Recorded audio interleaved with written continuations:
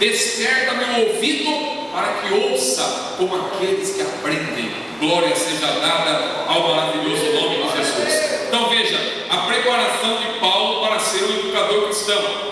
Mas virando a página, na página 7 agora, já na página 7, tem o quinto tópico: Paulo como paradigma de educador cristão.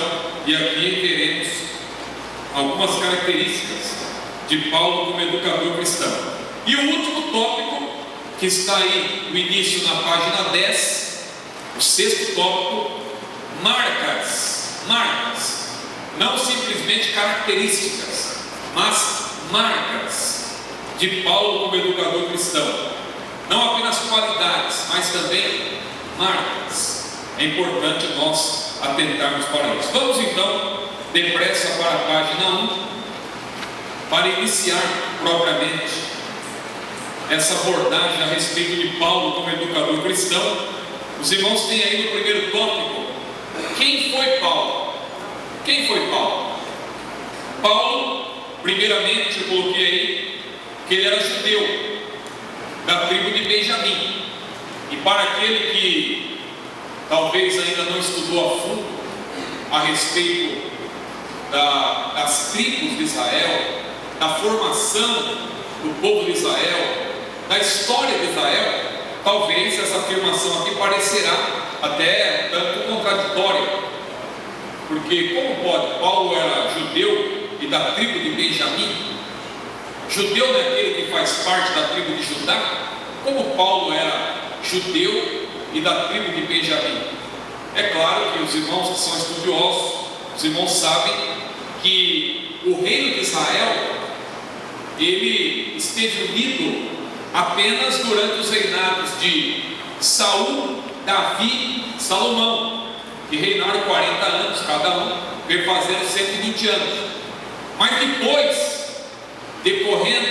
em decorrência dos pecados de Salomão, Deus rasgou o reino de Israel. Foi plano de Deus aquilo. Apesar de ter havido ali algumas ações humanas para que isso acontecesse, mas Deus estava no controle. E os irmãos estudaram já esse assunto, sabem, isso está lá no livro de Reis, especialmente no primeiro livro de Reis, que houve a divisão do reino de Israel. O reino de Israel, na verdade, passou a ser dois reinos: o reino de Israel propriamente, que teve 10 tribos, e posteriormente veio a ter como capital Samaria, e o reino de Judá, que ficou no princípio apenas com 2 tribos, só que foi chamado o reino de Judá. E quais foram as tribos? A tribo de Judá e a tribo de Benjamim. 2 tribos, e Deus abençoou esse reinado de Judá, tanto que somente no reinado de Judá que houve reis tementes a Deus. Israel, infelizmente, se desviou por completo, mas em Judá, pelo menos 8 reis ali tiveram uma menção honrosa. Alguns até se desviaram, mas pelo menos no princípio a Bíblia diz que eles andaram nos caminhos de Davi, fizeram o que era reto e tal. Apenas 8 dos reis de Judá. Mas veja então que quando a Bíblia é quem diz que Paulo era judeu e ao mesmo tempo da tribo de Benjamim, é porque ele era judeu por fazer parte do reino de Judá, que teve posteriormente como capital Jerusalém, não da tribo de Judá especificamente, mas do reino de Judá, como pertencente da tribo de Benjamim, que foi parte ali do início do reino de Judá. Então por isso que Paulo, ele era judeu. Interessante que Paulo, quando nós atentamos com cuidado para a Bíblia, nós vamos ver que Paulo ele tinha várias cidadanias. Paulo, ele disse lá em Filipenses capítulo 3, versículo 5, que ele era israelita. Por que Paulo se disse israelita? Porque, claro, todo judeu, antes de tudo, é um israelita.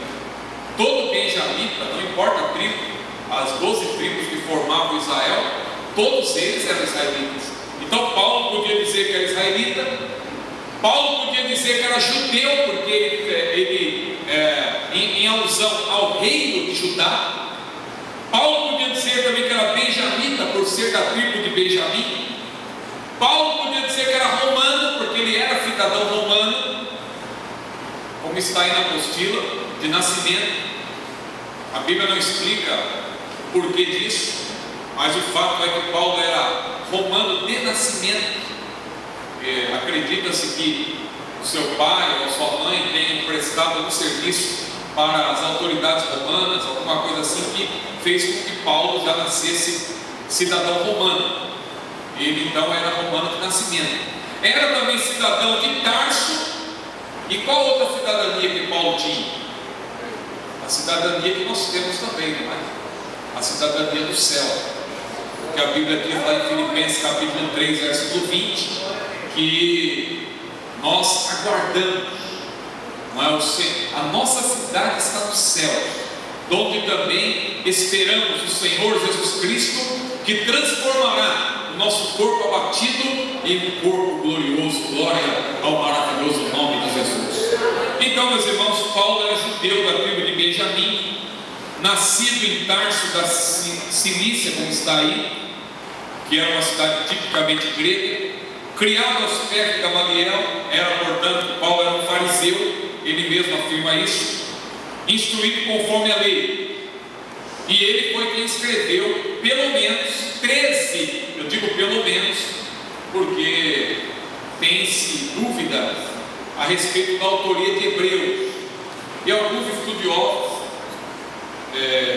acreditam que tenha sido Paulo, a despeito de Hebreus não começar da maneira como Paulo começava suas cartas, porque você pode observar que de Romanos até Filemão, você vai ver que Paulo sempre começa com seu nome. Todas as cartas de Paulo começam com Paulo, e terminam com amém. Hebreus termina com amém, mas não começa com Paulo. E isso aí então é uma das indicações que alguns eruditos tomam como base para dizer que não tenha sido a autoria de Paulo. Mas outros contestam e dizem, não, a introdução pode ter se perdido e tal, e Paulo começa, o autor começa de uma maneira muito abrupta, assim, havendo Deus antigamente falado muitas vezes, de muitas maneiras aos pais, aos profetas, ou seja, parece que não tem nenhuma introdução. É possível que a introdução da carta tenha se perdido, e essa carta é de autoria paulina mesmo, e tem também a menção de Timóteo no final, que leva alguns a pensar que Hebreus foi escrito por Paulo.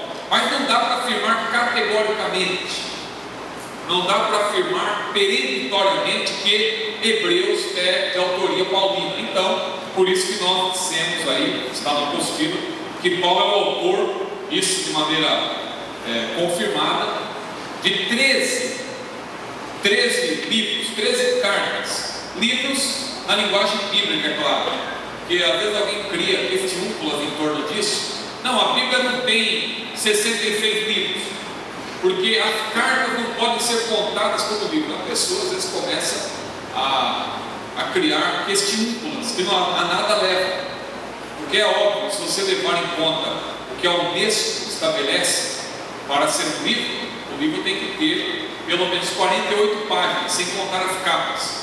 E é claro que se você pegar o livro de Filemão e produzir hoje, não vai dar aí o tamanho de um artigo. Mas para efeito de contagem dos livros da Bíblia, não há problema nenhum você dizer que são 66 livros, 66 livros, não há problema nenhum em dizer isso. Falei da Unesco, a Unesco só considera livro a partir de 48 páginas. Então não é livro, o que não tem isso, a Unesco prefere chamar de opúsculo, mas não deixa de ser também um livro, um livreto, um trabalho de menor quantidade, mas que também apresenta um conteúdo. Às vezes o livro é volumoso, mas o autor fica repetindo a mesma coisa, e alguém que é mais objetivo consegue, com um livro mais sucinto, apresentar um grande conteúdo. Então veja, Paulo então, autor de 13 livros. Veja que capacidade que Deus deu a Paulo. O ponto 2,